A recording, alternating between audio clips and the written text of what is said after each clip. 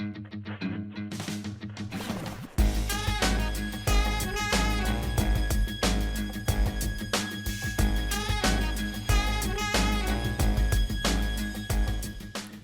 Wednesday, May 7th. I'm Adam Walsh, and this is The Signal. Today on the show, we're taking it down the street and into a convenience store conversation. What role do they play in our communities? How have they evolved over the years? And what kind of challenges are they facing today? We've got inputs for you from right across the province.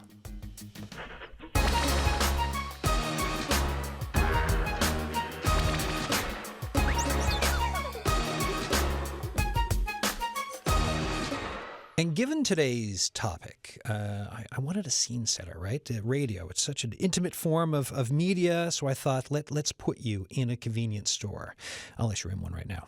The Signal's associate producer, Arlette Lazarenko, went out to SpiceX, Blackmarsh, Superette. Take a listen. Hello. Hello, welcome to SpiceX. Hi, thank you so much. We had the rush lunch hour over, so now getting ready for the supper rush. See, well, I'm already kind of like smelling the food being cooked. But the first thing that I see, okay, we see the counter, and then we have the groceries. That's right, yeah. You'll see like a lot of Indian products. All right, let's show me some examples. Yeah. So these are all the spice mixes here. Which, for example, this one, chicken fry masala. We use that to marinate the chicken and, fry the chicken. What do you say would be like your most best-selling or one of the top best-selling products that you have here? The best-seller butter chicken, that's the most popular one. So everybody want to try that first before, and then they slowly, start using the other mixes for the different types of, cooking. And people get it, experiment it, and, and they try different spices. About this area, so here is where all the food is? So basically, we have our kitchen upstairs. What we do, we prepare the hot food up there, and based on the orders, we bring it down. So here we serve most of the Canadian lunch specials. It starts around 11:15 till like 2. So every day we have different items. For example, Thursday we have fish and chips. Sundays we have jigs dinner. That's all served in this area. All the Indian food is prepared upstairs, and it's basically given based on the order. We don't bring it down because we make it fresh upstairs and we bring it down. Nice. Okay, and now we're behind the counter. Are you done with what you were doing, or are you going to do another batch? I'll be another batch. Do you mind telling me what are you doing? Just cutting up ham now for customers. She wanted a pound of ham there for sandwiches.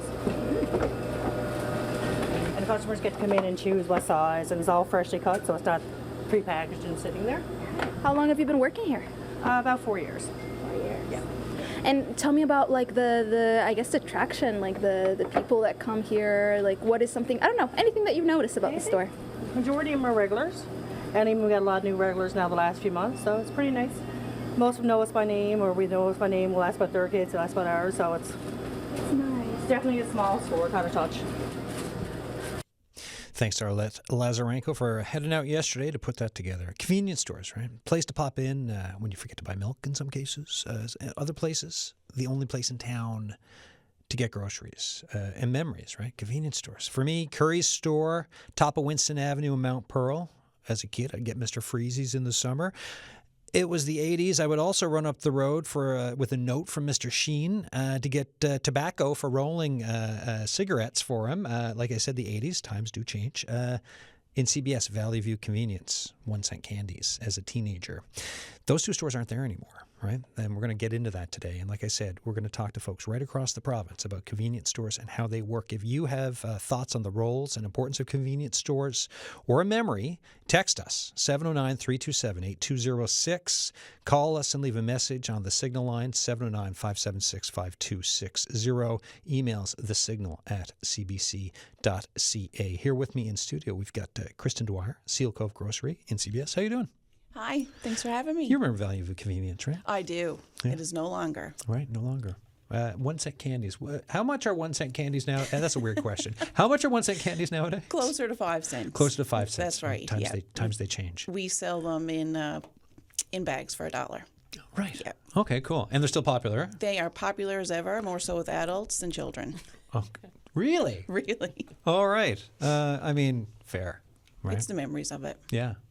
Ivy Hanley's here, a co-owner, Urban Market 1919. Welcome back. How you doing? I'm good. How are you? Good. You are massively busy right now, and yet you've taken the time to come in here. Tell folks what is happening today. Well, with Urban Market's growth, we opened a flower shop as well, and we have a massive flower warehouse this weekend for Mother's Day. So we are busy receiving thousands of stems from across the world and getting them into buckets, cut, and ready to go for opening day on Friday. That feels like I feel stressed just thinking about that, and I'm not in any world. You, how are you doing with that? Well, we live on stress. I mean, we all do as business owners, especially here in Newfoundland and Labrador. So it's part of the fun, part of the adventure, and it's also part of the whole reason convenience stores exist. What does your community want? What do they need? And do you follow up with it? And as a small business owners, with everyone in this room and other convenience store owners across the province too, I know that we all listen to those that shop with us. Yeah. And that's truly why we ended up expanding into floral, was because they were asking for uniqueness and we were able to provide it. It must be so cool when flowers first come in.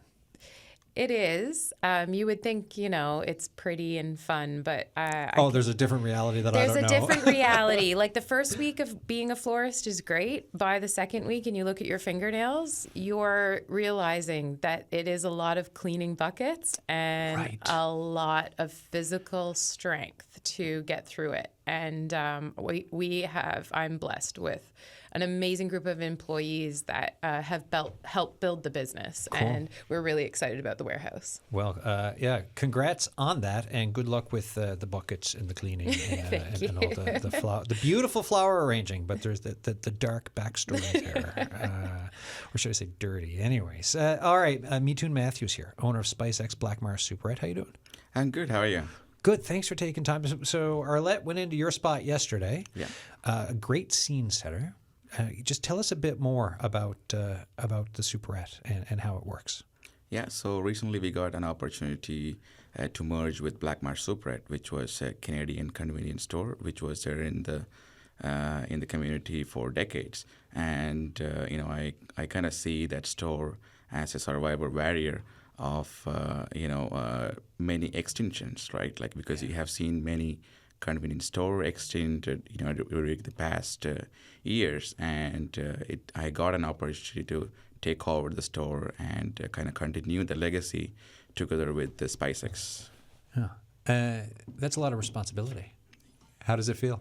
It feels great, actually. Yeah. There's a lot of things on the go, but I kept the same staff there, which kind of helped me out, relieve my stress, because they know more things than me to run that store right now. Right on. All right, we'll dig a bit more into that. Let's go to the phone lines. We've got Mike Hammoud on the line in Halifax, Vice President, Atlantic Region of the Convenience Industry Council of Canada, an association of convenience stores. Mike, how you doing? I'm doing good, Adam. How are you? Good, man. Good. Thanks for coming on the show. Give us the regional convenience store picture about the role they play in communities regionally, and neighborhoods. Yeah, sure. I mean, if you're talking about why convenience stores are important to communities, I mean, they support local economy. There's over 7,000 people that are employed in convenience stores in Newfoundland and Labrador. And it's more than just a place to grab snacks, as you've kind of heard from some of the people in the studio. They're lifelines. They sponsor local sports teams, school events, host fundraisers. They give back. And during storms or emergencies, they stay open when others can't. And they offer supplies, updates, peace of mind. And they're also typically first jobs for teens, any kind of entry point for newcomers, and lifelines for families as well, too. What, I'm going to ask you about challenges, right? But I was just thinking, 2020, and then this pandemic thing happens and everyone tries to get through that, and then now we've got this tariff on again, off again, on again bit, and like these discussions also through a time of increased cost of living and inflation, right? So that's where my head is at for challenges, but just continue on this and go into a bit more detail if you could for me. Yeah, sure. I mean, there's obviously been some challenges since 2020. It kind of changed the way a lot of people had to do business. And one of the things that we were very proud of is that we were on the front lines and we were there with our stores open to help people through that very, very tough time, especially on the alcohol side as well, too. I mean, we were the only ones that were kind of open at that time. The challenges today is that we kind of have four of them, and I'll go through them quickly. Sure. Labor shortages. Since COVID, there's been a significant issue with labor shortages and trying to find and keep staff, especially in rural areas. Number two, contraband tobacco, which is a huge issue in Newfoundland and Labrador. It's currently around 31.3%, according to an Ernst & Young report. And that's roughly 1 in every 3 cigarettes sold. And that hurts stores, costing the province almost $65 million in tax revenue since 2020, and it fuels organized crime. Number three, fuel margins. I think this is probably one of the biggest things that might be a misconception with a lot of consumers, is that they're incredibly thin. We're talking just a few cents per liter, not a percentage. So when gas prices go up, it doesn't mean retailers are making more money. In fact, it's the opposite. And since their margins stay the same and the percentage actually becomes less, and it squeezes their profits. And I think that's probably something that a lot of people don't realize. And there's been a lot of volatility in that since 2020 to begin with. And the final thing would be alcohol. You know, Newfoundland and Labrador was actually ahead of a lot of places in Canada when it came to selling alcohol in convenience stores. Decades ago, I think now, they allowed corner stores to get a brewer's retail license, and that was a big deal.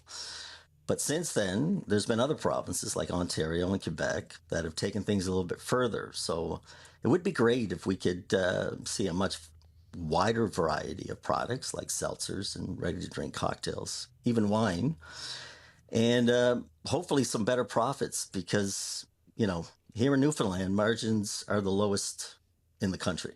And that is a real concern, especially for our retailers that are already under pressure from, as we discussed, like rising costs and shaky economy to begin with. So, but it is encouraging, I should say, that both provincial and federal governments are starting to ask the questions, like what can we do differently? How can we cut red tape to help local businesses survive and grow? So we're hoping for that.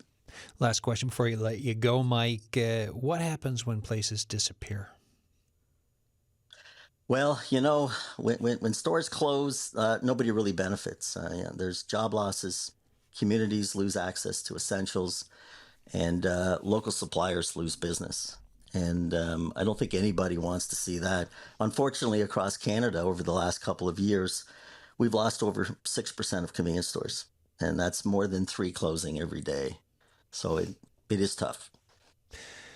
Mike Hammoud, thank you for coming on the show. The regional context is a great starter for this show today, so thanks a lot. Thank you for having me. Really appreciate it. All right, Mike Hammoud there, Vice President, Atlantic Region of the Convenience Industry Council of Canada, an association of convenience stores. I'll go to the crowd in the room here. Ivy, you were, I saw, I think even a little couple small claps as Mike was talking. Tell us thoughts on what Mike was saying. There was a couple things he said that I was pretty hoorahing about. Definitely the alcohol conversation. It's something that is on my boardroom table to be going after this year. It is taking away from small businesses to have this monopoly on liquor in the province. And it is a discussion that, you know, some people are afraid to have. But I currently have our brewer's license, so we can carry beer in our store. That beer, I'm dictated on the pricing. And that pricing is approximately 4 to 4.5% I make off a can of beer. That does not pay for the compressor to keep that beer cold. It does not, no. So why do we have it? That's the biggest question, and people don't realize that that's our biggest item that's being stolen. We only have it there to bring people in. It gets people in the store, and then I'm hoping you buy a loaf of bread. I'm hoping you buy a sandwich and a bag of chips or your 5-cent candy so that we can pay our bills to stay open. And, I'm hoping that over the next year, our government does look at that and more people start talking about it, saying there is a monopoly on liquor in Newfoundland, and it's taking away from a lot of small businesses. We're not allowed to carry wine in our store, and if we did apply to have the mini NLC, is that, I think? That's what we have at Seal Cove Grocery, the Liquor Express. The Liquor Express. Right. So I wouldn't even be approved for that because I'm too close to a liquor store. However, the NLC is able to open up liquor stores very close to each other. And it's something that I can't wait over the next year to research more and understand more as to why I am unable to carry these products in my store, even if I did apply for that license. Kristen, any thoughts on what Mike was saying or what Ivy's saying? Mike definitely hit a lot of nails on the head, for sure, about the importance of convenience stores. And like Ivy said, yes, we do have a Liquor Express, but we don't really make barely any profit off this stuff. And what Ivy said about a tall boy beer, we make pennies. So then if you have someone come in and steal a flask, a 375 milliliter flask of vodka, your whole profit is gone from that whole case. So we really use our Liquor Express to get people in through the door in hopes that they buy the things that Ivy listed like a sub or a loaf of bread or something like that. Yeah. Gets people in through the door, and there's lots of room in Newfoundland to have more Liquor Expresses.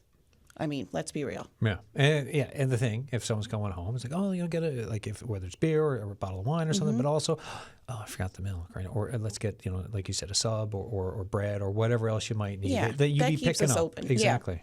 Yeah. Right. Theft, how big of a problem for three of you? Touchy subject. It exists, and you're trying to deal with it, right? It is, yeah. As recent as 2 Sundays ago, I think it was, we had a gentleman pull in, walked in, he said, "Hey, honey," to my coworker, Tara, the shop mama, who was on cash, and he grabbed 2 60-ounce bottles of vodka, and he just walked right back out the door.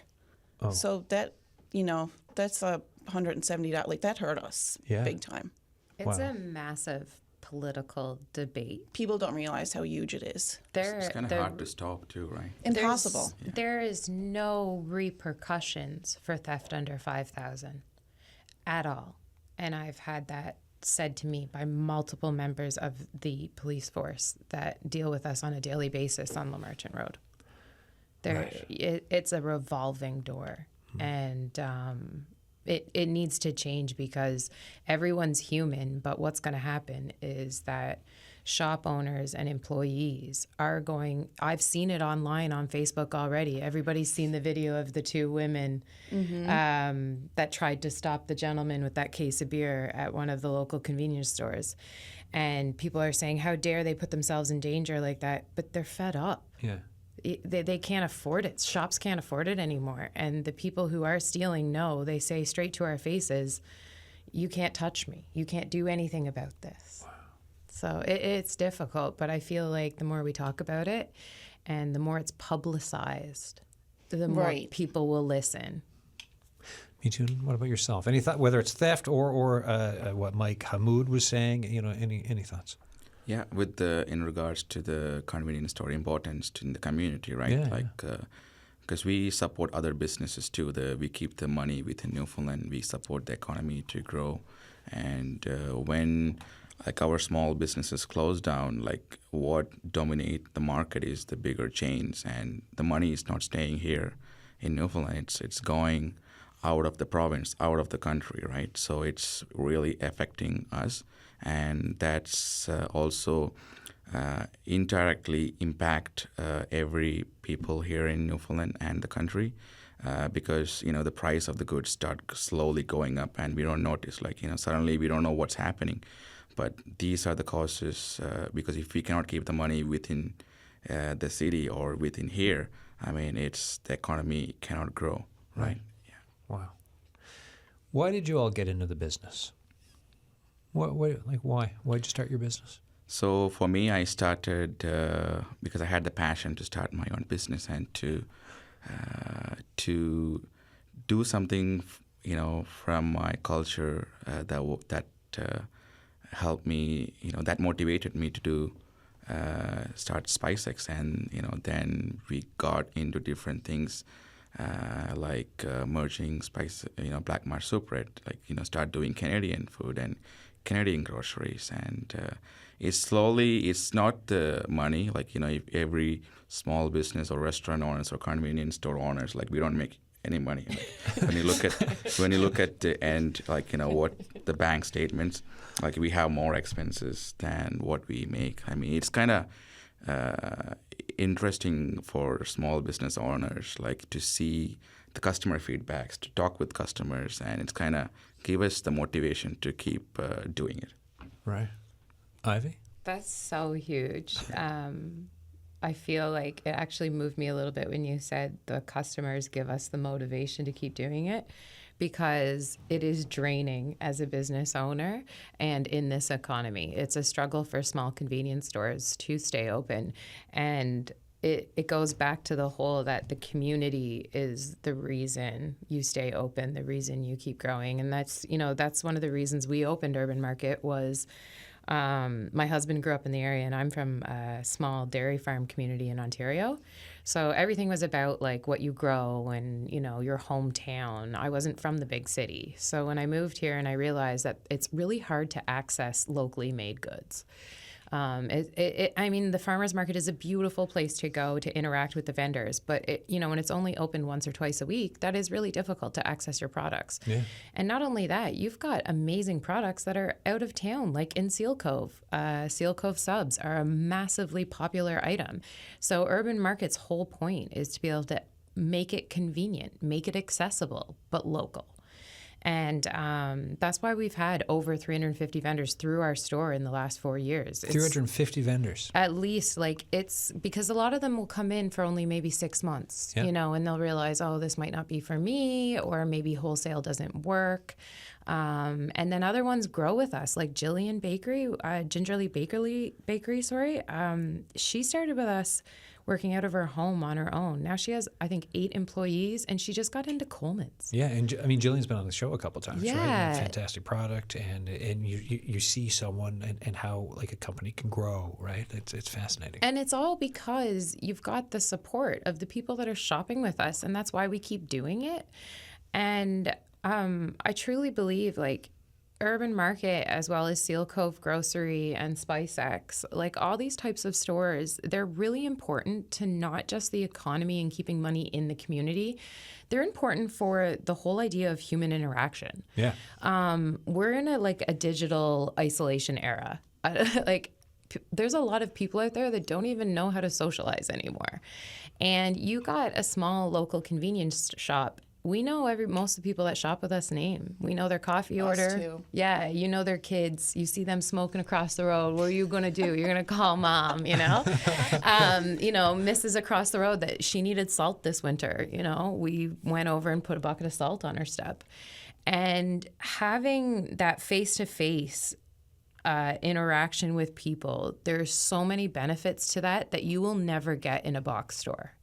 So when you say, why did we open Urban Market, and why is a convenience store is important, these small shops across the province, they're important for human interaction, which keeps us all healthy, and we will all live longer with that.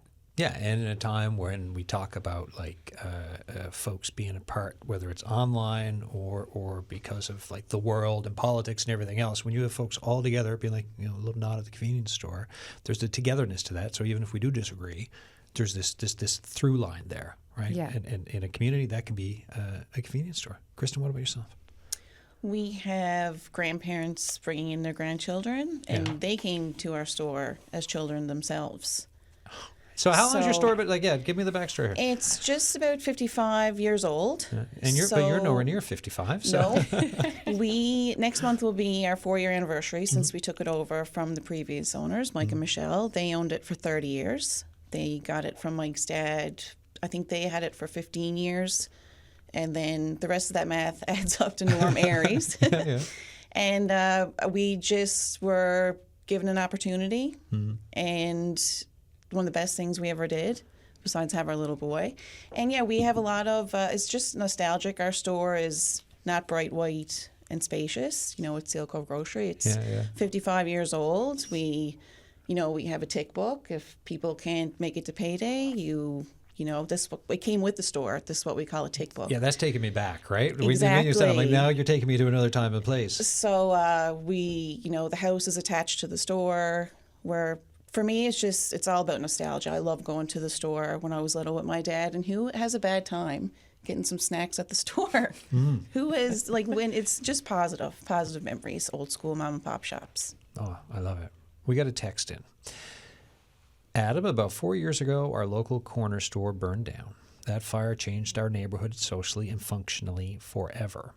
We are now a disconnected cluster of unfamiliar homeowners. We used to meet neighbors, exchange information, and socialize, as well as buy food and supplies. The store was a landmark and focal point that somehow defined the neighborhood. Folks, thanks for that text. And if anyone else is listening, the signal at cbc.ca, the text line 709-327-8206. What does that say to you? I mean, I know you know it, right? This is like you've all kind of described this already for the the point of convenience stores. Yeah, when you walk in and you know the customer, and the customers like the way you call them by the name, and that feel is different. You won't get that, as Heavy said, at any other big stores. And again, convenience part, you walk into a store for getting a milk, and if you go to a big store, you're spending half an hour to 45 minutes to go buy that and come out. Yeah. But with stores like a small convenience store, you're spending maybe 5-10 minutes, and you say, hey, hi, how are you, and get the milk, done, right? And it's the access and the convenience is way better for customers, and many of them prefer convenience stores. But when it comes to pricing, we cannot keep with the price with the big stores, because we cannot get the big stock. We cannot get a container load of bread, so we cannot beat the price when comparing to the big stores. But what we can provide is better convenience and better feel when they walk into our store. It's value for money. Yeah. It's, I feel a lot better buying my lunch from someone that I know has put their own life to the side to start a business and make subs, or, buy a established Newfoundland store and bring in another different type of food. I feel so much better eating that sub or that Indian food, knowing that, you're making a difference to everyone around you. One thing in his text, though, I was surprised that he said, Adam, I think he said he doesn't understand, but it took away the sense of community. Yeah. And it's that the meeting place. Yeah. It's the whole thing about where community meets and where people can get to know each other and find out what's going on around them. You need to know your neighbor. That is important. And I don't care how big your city gets. We all need to know our neighbor. It makes us better people. It's come up in other shows I've done, like when I've done shows in libraries and talked about libraries as like a third space. And I know it's not like someone sitting down in like a convenience store necessarily all day type of a thing, but in a way it is still that meeting place, that third space for people to just kind of be together from all these different intersections in a neighborhood, which goes to what you're saying, right? It just reminds me of some of the library side of things. Let's go to the phone lines for a second. Brian Kelly is on the line.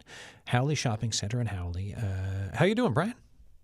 Not too bad, sir. Thanks for the call. Look, thanks for coming on the show to talk about convenience stores. Tell us about Howley Shopping Center. Howley Shopping Center is the one-stop shop. We try to tend to everybody that we can in a cottage rural area. There's a small population of 180, 185. And it's most Newfoundland business, I guess, really busy in the summer and not so busy in the winters.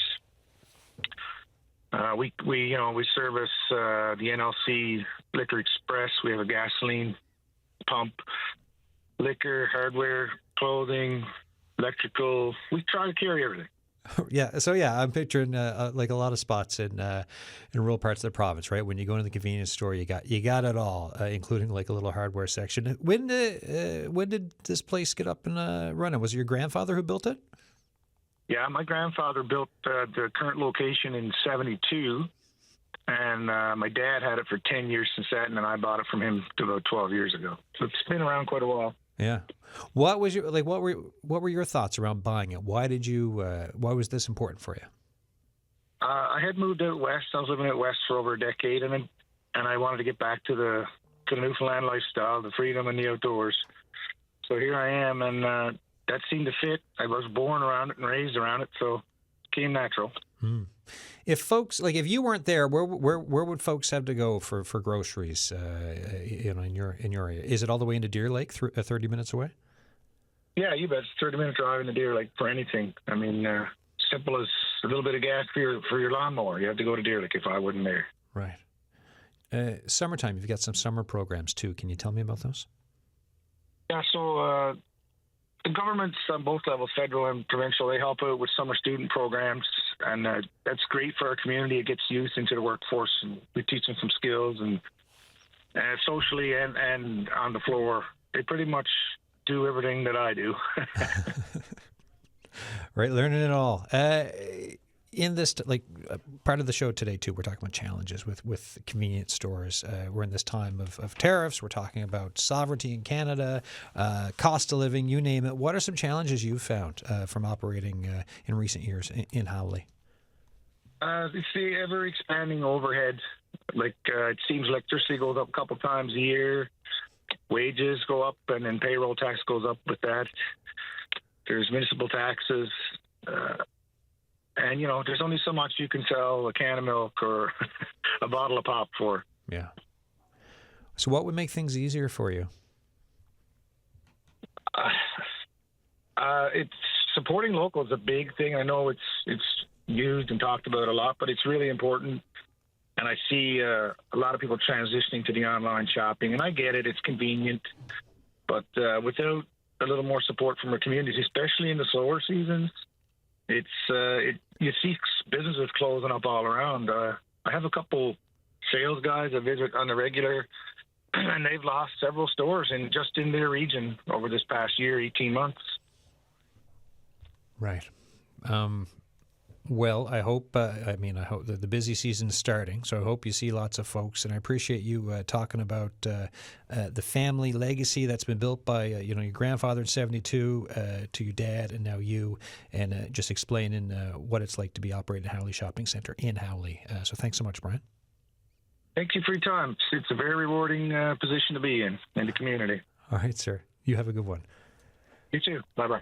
All right, Brian Kelly there. You're listening to The Signal. I'm Adam Walsh. Today we're talking about convenience stores, right? The role they play, how they are crucial to neighborhoods and communities in Newfoundland and Labrador, the region, across the country. Here with me in studio, Kristen Dwyer, Seal Cove Grocery, located in CBS, Mithun Mathew, owner of SpiceX, Blackmarsh Superette, and Ivy Hanley, co-owner of Urban Market 1919. Thoughts about what you're just hearing? The rural importance, right? There's nowhere else in Howley. If he's not there, you're driving 30 minutes to Deer Lake, and for some folks, it's only 30 minutes, but that's not next door, right? Have you filled up your car lately, Adam? Yeah, with right? gas. Yeah, that 30 minutes. Yeah, is it goes a lot. up. That's what I mean. Just that the down and back for groceries goes up in cost. So it's that thought of the conversation, the importance. Yeah, rural convenience stores. I can't imagine going camping in the summer with my kids without knowing where they are. We always that's our first stop. We usually are everything we forgot. Let's load up the coolers with this place, and I feel because I'm in town, our convenience shop is in town. It almost has a different vibe and a different program, I guess, set up to support, because we have different challenges than those rural communities. You know, they don't have as much winter supports. Like he said, in winter, it's almost sometimes, I'm sure, should we even stay open? Yeah. Right? And when you're located in town, we have more of the population in the winter time to help support us and keep us open. So the biggest thing when you asked him that I didn't know an answer to, which I thought, you know, that's funny for me, a woman. You know, I don't have an answer for once. My husband would laugh at that one. You're normally not short on opinions, Ivy. Is how to substantiate, you know, you're saying, well, what could we do to change the cost of everything going up and the high cost of this and all these stores closing? And I'm thinking to myself, what can we do? Yeah. You know, is there actually something that the governments or the community around us can do other than choose your small guys first? Yeah. Maybe give them a chance before you go, well, it's easier for me to get it on Amazon. And that's the first step to it. But I don't know what the long-term answer is to help keep the small mom and pop shops open. I don't know. Kristen. I know what we do, and we're able to, because of our location, because of the amount of foot traffic we have, is we shop for our store ourselves. So there's no magic truck that comes and delivers, you know, the carnation milk and the chocolate bars. And we hit up wholesalers, cash and carry, Costco. We actually shop for the store ourselves. So that way we can be comparable with grocery stores or better. Sometimes we're on par with Walmart.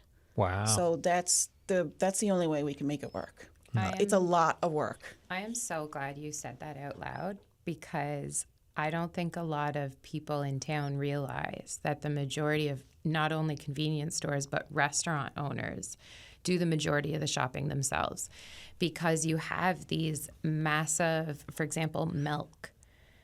They won't, unless you're selling bulk quantities, they're actually going to sell to the small mom and pops for more than Costco.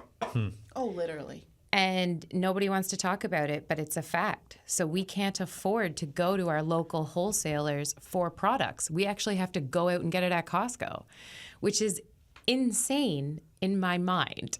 Yeah. Recently, what happened to us, we cannot get some products, from some suppliers directly. And I called few suppliers and asked them, hey, can we get this from you? Because we cannot find a better price from. They said, no, sorry, you have to go through Walmart or Dominion to get that product.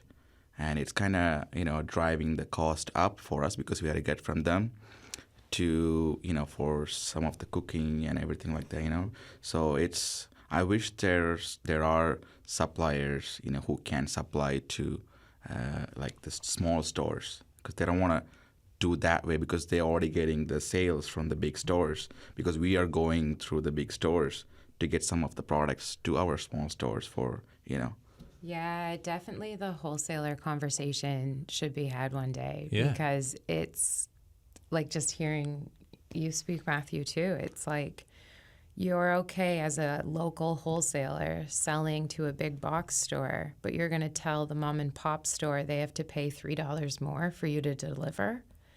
And it's product. It's for product. And I mean, this can be anything from canned goods, very well-known brands. You might as well just buy it at Walmart and resell it. And that's a really sad fact. But nobody wants to say it out loud, but it's true for restaurants all the way through the city and across Newfoundland. It is cheaper for them to buy it themselves and drive it down from the stores that the public shops at, too. And the massive effort required for that. Oh, that's costly, too. The employee time, the gas, the vehicle, everything. Don't get me started.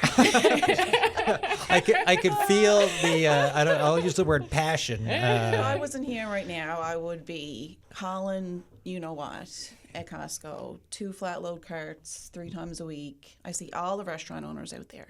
Oh yeah, it's like a meeting. That's where the community meets. Yes, we don't have a choice. And then everyone complains when you see a local spot close up and there's 600 comments. So sad to see this. This is terrible. Get in through our doors. Yeah. Walk in through the door, buy a creamsicle, you know what I mean? Buy a sub, go get some chicken at SpiceX, some delicious chicken. Like, you physically need to walk in through our doors so then you can avoid those Facebook posts of yet another small mom and pop shop closing down. Yeah, remember it before, or think about it, before it happens, right? It'll Exactly. be the next cherry blossom. Yes. We've got Michelle Payne on the line, Fox's General Store in Corner Brook. Michelle, how you doing? I'm doing well. How are you? Good. How long have you been running the store? It'll be 15 years on Sunday. Yeah. Why'd you get into it? Mine's kind of a little bit of a different answer than I've heard. Yeah, well, that's okay. It's because I was bored. Yeah.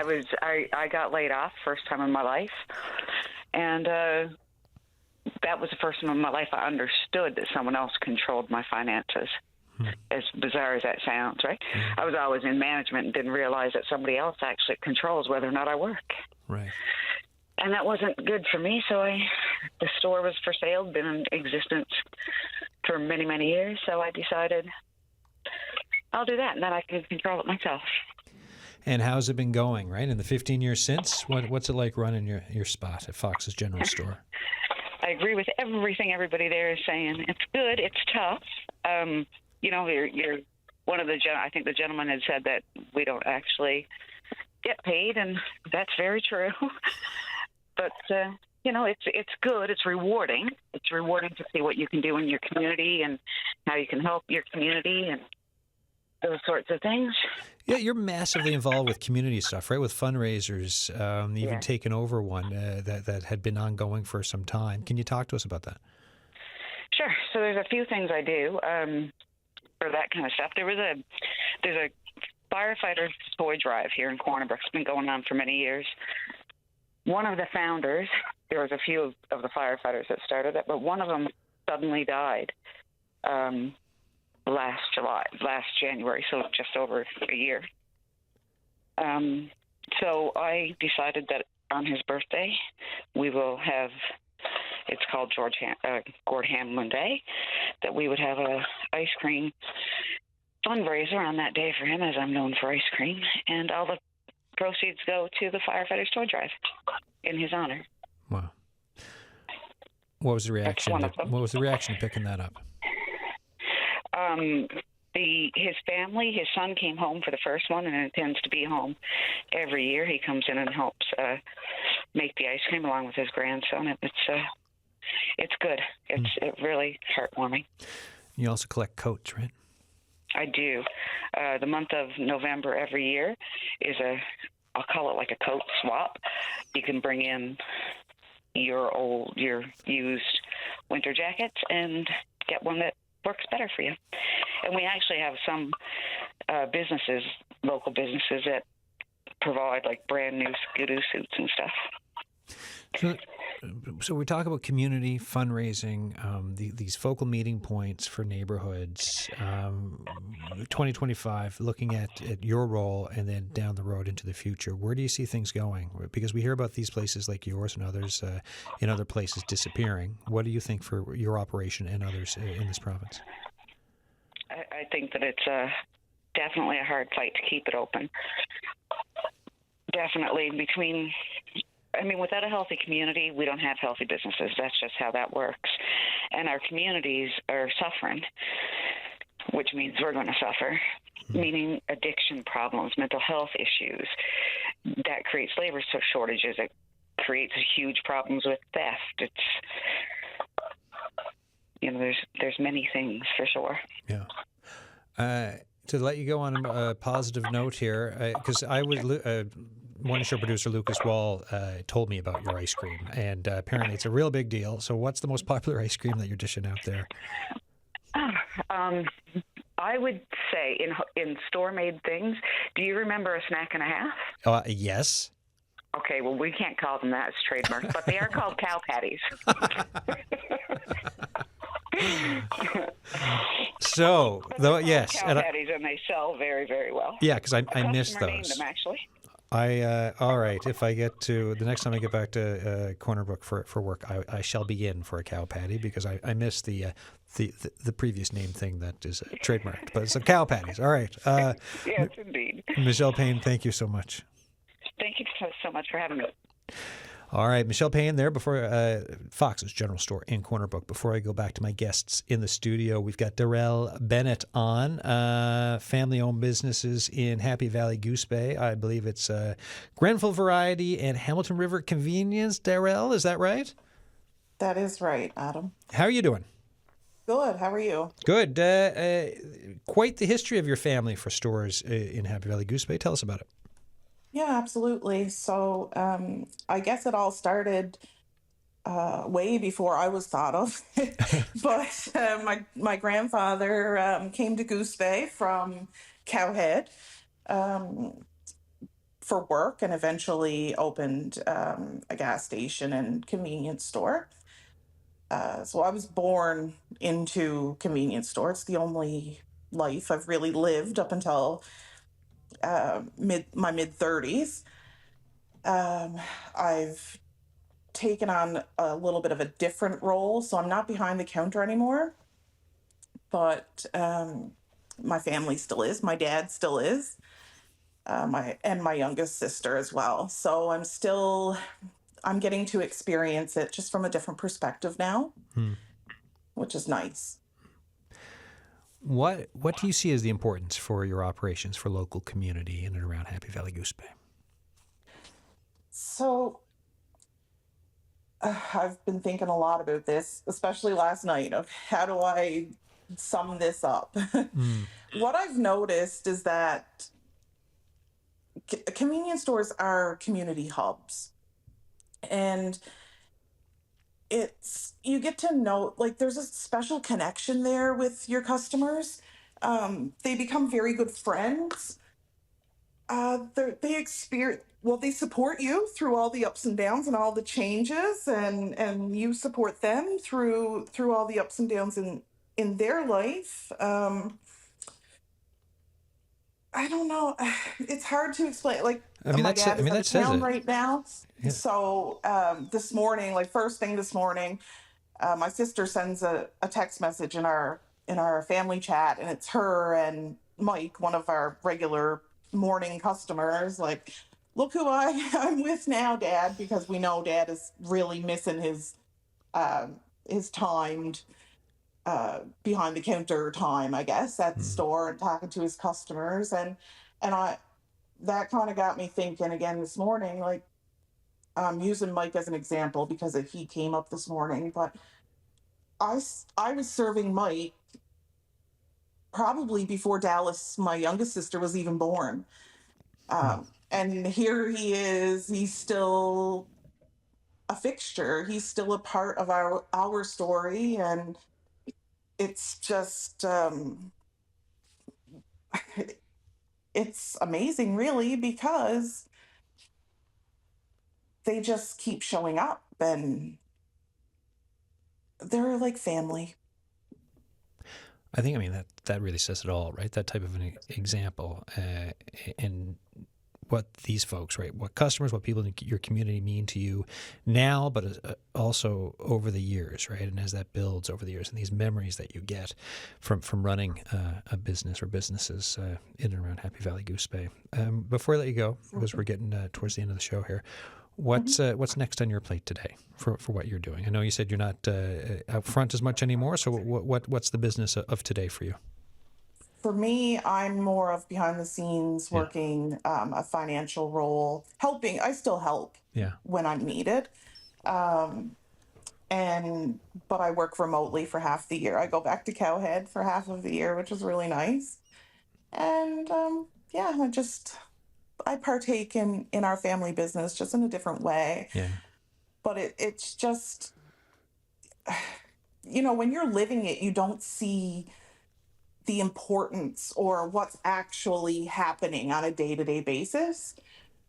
But when you step away and you come back 6 months later or 2 years later, and the same people are still there talking to your youngest sister and your dad, and you see it for what it is. And it's, at the end of the day, it's a hub for the community. I mean, there's like 3 different times that I know for sure my dad has to be at the store, because those 3 little different communities of customers are coming in all at the same time, but at different times. The demographics are different. So, that's kind of what I've come up with in a nutshell. That's the best way I can explain it. I mean, I think it's great. Darrelle, Bennett, thank you. Say hi to your family for us from here in St. John's. And thanks so much for coming on the show and having a chat. Yes, absolutely. Thanks for having me. All right, cheers. Darrelle Bennett there. Family owns a couple of convenience stores in Happy Valley, Goose Bay, Grenfell, Variety, and Hamilton River Convenience. Gosh, we're getting down there on time, so let me go back to the folks here in studio. Lots said there, which I think echoes a bunch of what you've all talked about today for the importance in community and everything else. Mithun, any thoughts from you? Yeah, I mean, I want to say the importance of our stores and how. I think there is a need of a government program to support the businesses like ours, because we are working really hard out there. And when we look back, we have built a business, but at the end, when we compare with other businesses, we haven't made anything, for our own, right? We have built for the community something big, a good business, a store, we know where they can come. But we cannot get the margin what we need from these products. Mm-hmm. That's what I find from most of our products. Because, for example, for the butter chicken, when we started the SpiceX store in 2020, and our prices, we started with $15.99, and still the price is $15.99 after 5 years. Because I cannot increase that the price, because the customer is not going to choose us. I'm afraid that they're going to choose us. Because they're going to compare the price with some other, the big stores or stuff like that. And the price of the groceries for the same $59.99 meal has gone 30 to 40% up. So we are slimming our margin there for the customers. So it's hard for us to increase the price, because then you won't see any customers. They will be, the price increased. It's no more affordable. So I believe there should be some government program that can help these small businesses we're not asking for grants or stuff like that, but we need proper supply of products, affordable products, right? Mm-hmm. So that we can, sell and have good margin. Especially when we talk about it being a time of building and trying to grow an economy with all these external threats that are happening, right? The Prime Minister says it's time to build and do things differently and all this other stuff. Well, voices like yours matter for this, right? And same with both of you here. Any final thoughts for today? To touch on what Mathew said, we pay up to $20,000 a year for our credit and debit machines. Okay. So if people can pay with cash or debit, that helps us little local guys. Yeah. And if someone's paying with American Express, we don't make anything. Right. So to touch on what Mathew said. Yeah, another challenge. Mm-hmm. Ivy? I got to agree with both. When we look at the smaller picture, today's problem, support, go into the community convenience store, pay with cash. That's a massive problem. The fees associated with that. And as well, if you can't get into the convenience store because maybe in your budget, you can't say, I can go get my groceries there, and you haven't forgotten milk that week, so you don't need to run in. But you can go on Facebook and like their post. You can share their post, and that costs absolutely nothing, and it means the absolute world to all the employees at that business. But long term, I do think that, like you said, we're not looking for grants. We're not looking for handouts from the government. What we're looking for is, let's start speaking up and understanding, why can't small shops access the same wholesale goods as the big shops, especially when they're Newfoundland, Canadian-owned wholesalers? They should be Newfoundland first.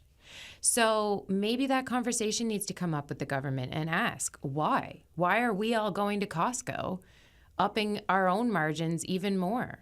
it's important to the community to keep us small mom and pop stores open because it's good for everyone to socialize. It gives a place to go, and it's better for our health. We're going to live longer if we all keep talking face to face. Thank you all for this conversation today. I appreciate you coming in, especially seeing it such a busiest time of year, right, Ivy, for Mother's Day coming up. Yes, all right, so good luck with the three of you, and thank you so much.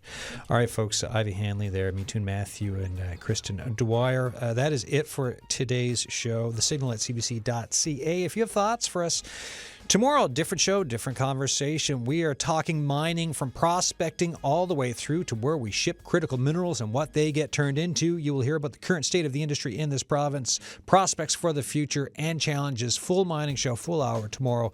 Don't miss it. Cheers.